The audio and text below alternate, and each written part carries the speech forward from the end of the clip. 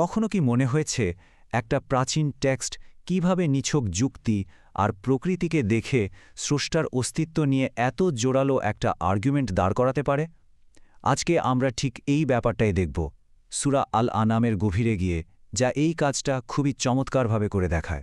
সাধারণত যেমনটা হয় সেভাবে কোনো গল্প দিয়ে এর শুরুটা হয়নি, বরং একেবারে সরাসরি একটা বিরাট সার্বজনীন ঘোষণা দিয়ে এর মূল ভিত্তিটা তৈরি করা হয়েছে, যেমনটা আমরা এখানে দেখছি।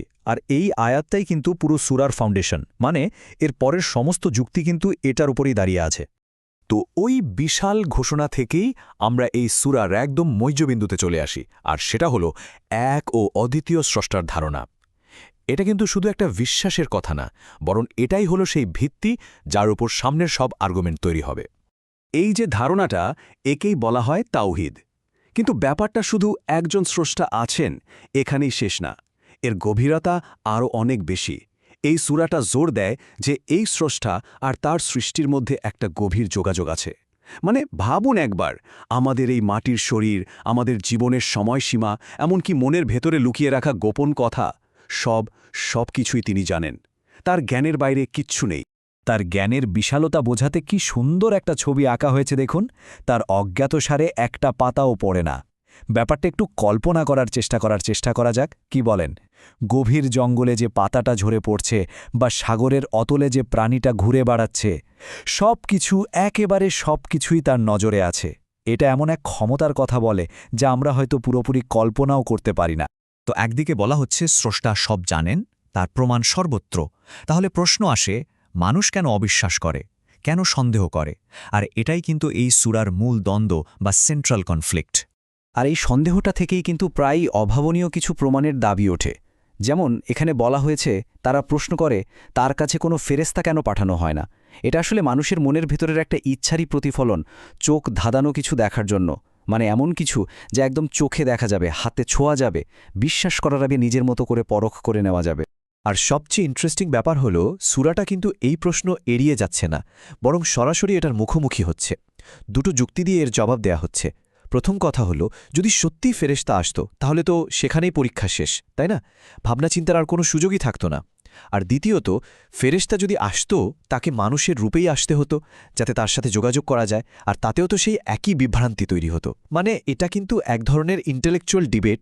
আর্গুমেন্টটা এখানে আরও এক ধাপ এগিয়ে যায়। বলা হচ্ছে সমস্যাটা আসলে প্রমাণের অভাব না। ধরুন আকাশ থেকে যদি সত্যি সত্যি কাগজে লেখা একটা বইও নেমে আসত, যেটা সবাই হাতে ছুঁয়ে দেখতে পারত, তাহলেও যারা অস্বীকার করার তারা ঠিকই বলতো, আরে এ তো পরিষ্কার জাদু। এ থেকে কি বোঝা যায়? বোঝা যায় যে সমস্যাটা যুক্তির না, সমস্যাটা হলো মেনে নেওয়ার ইচ্ছা। আর যখন যুক্তিতে পারা যায় না, তখন আরেকটা কৌশল নেওয়া হয়, মেসেজটাকেই ছোট করে দেওয়া। সরাসরি বিরোধিতা না করে একে পুরনো দিনের কল্পকাহিনী বলে উড়িয়ে দেওয়া হয়। এটা তো একটা ক্লাসিক ট্যাকটিক, তাই না? মূল আলোচনা এড়িয়ে যাওয়ার জন্য মেসেজটাকে গুরুত্বহীন করে দাও, যাতে এটা নিয়ে আর মাথা ঘামাতে না হয়।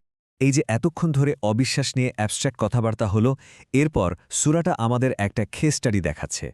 মানে কিভাবে একজন মানুষ শুধু যুক্তি দিয়ে ধাপে ধাপে সত্য পর্যন্ত পৌঁছাতে পারে।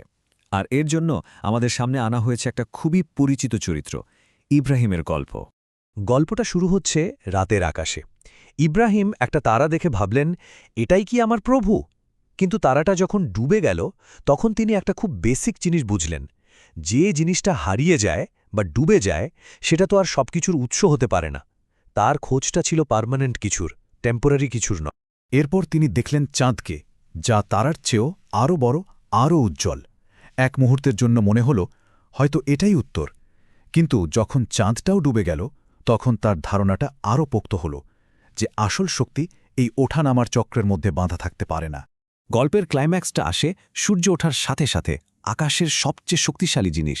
তিনি বললেন এটাই সবচেয়ে বড়। কিন্তু সূর্য যখন ডুবে গেল, ঠিক তখনই ইব্রাহিম তার যুক্তির শেষে পৌঁছালেন। তিনি ঘোষণা করলেন, আমি তার দিকেই মুখ ফেরালাম যিনি এই আকাশ আর পৃথিবী বানিয়েছেন। মানে তিনি বুঝতে পারলেন যে এই যে এত কিছু, চাঁদ, সূর্য, তারা, এগুলো সবই আসলে সৃষ্টি। আর এরা সবাই ইঙ্গিত দিচ্ছে এদের পেছনে সেই আসল স্রষ্টার দিকে, যাকে দেখা যায় না। ইব্রাহিমের এই গল্পটা আসলে একটা ব্রিজের মতো কাজ করে। তিনি যে পদ্ধতিটা ব্যবহার করলেন, অর্থাৎ প্রকৃতিকে পর্যবেক্ষণ করে স্রষ্টাকে বোঝা, সেটা এখন আর শুধু একজনের যাত্রা নয়, বরং সবার জন্য একটা খোলা আমন্ত্রণ। সূরাটা যেন বলতে চাইছে এই কাজটা করার জন্য কোনো নবী হওয়ার দরকার নেই, শুধু চারপাশের প্রকৃতিতে চোখ মেলেই দেখুন। আর সেই প্রমাণগুলো তো চারিদিকেই ছড়ানো, এমন সবকিছুর মধ্যে যেগুলোকে আমরা খুব স্বাভাবিক বলে ধরে নিই। আমাদের ভাবতে বলা হচ্ছে একটা শুকনো বীজ থেকে কিভাবে প্রাণের জন্ম হয়, রাতটা কেন বিশ্রামের জন্য, আর সূর্য চাঁদ কিভাবে নিখুঁতভাবে সময়ের হিসাব রাখে, রাতের অন্ধকারে তারাগুলো যেমন পথ দেখায়, আবার একই মাটি থেকে জন্মানো আঙুর আর জলপাইয়ের স্বাদ কেন আলাদা হয়। এগুলো কোনো কাকতালীয় ঘটনা না, বরং এর পেছনে যে একটা ডিজাইন আছে, একটা ইন্টেলিজেন্ট সিস্টেম কাজ করছে, সেদিকেই ইঙ্গিত করা হচ্ছে। আর এই পর্যবেক্ষণের আমন্ত্রণটা খুবই পরিষ্কার। বলা হচ্ছে যখন ফল ধরে আর যখন ফল পাকে তখন এর প্রতি গভীরভাবে তাকাও। মানে আমাদের একটু থামতে বলা হচ্ছে আর মনোযোগ দিয়ে দেখতে, একটা কুড়ি থেকে ফলে পরিণত হওয়ার পুরো প্রক্রিয়াটাকে শুধু একটা বায়োলজিক্যাল প্রসেস হিসেবে না দেখে এর মধ্যে একটা জীবন্ত নিদর্শন খুঁজে নিতে বলা হচ্ছে। তো এই যে এত কিছু ধর্মতত্ত্ব, ডিবেট, গল্প, প্রকৃতির উদাহরণ, এই সবকিছুর পর সূরাটা এবার তার ক্লাইম্যাক্সে পৌঁছায়। আর এটা ঠিক উপসংহার না, বরং একটা টার্নিং পয়েন্ট, একটা ফাইনাল চয়েস যা সরাসরি আমাদের সামনে রাখা হয়। পছন্দটা হলো দুটো ভিন্ন দৃষ্টিভঙ্গির মধ্যে একটা কন্ট্রাস্ট। একদিকে এই দুনিয়ার জীবন, যাকে বলা হচ্ছে খেলা আর বিনোদন, যা ক্ষণস্থায়ী এবং একরকম মায়া, আর অন্যদিকে আছে পরকাল, যা হলো আসল বাড়ি, যা চিরস্থায়ী।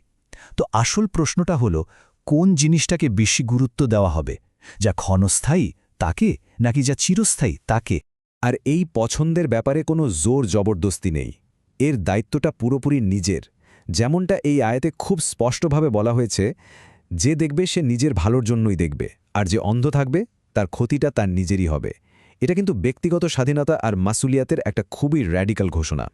সবকিছুর শেষে এত ব্যাখ্যা আর প্রমাণের পরেও সূরা আল আনাম কিন্তু কোনো রেডিমেড উত্তর ধরিয়ে দেয় না, বরং একটা ধারালো প্রশ্ন ছুড়ে দিয়ে বলটা যেন আমাদের কোর্টেই ফেরত পাঠিয়ে দেয়।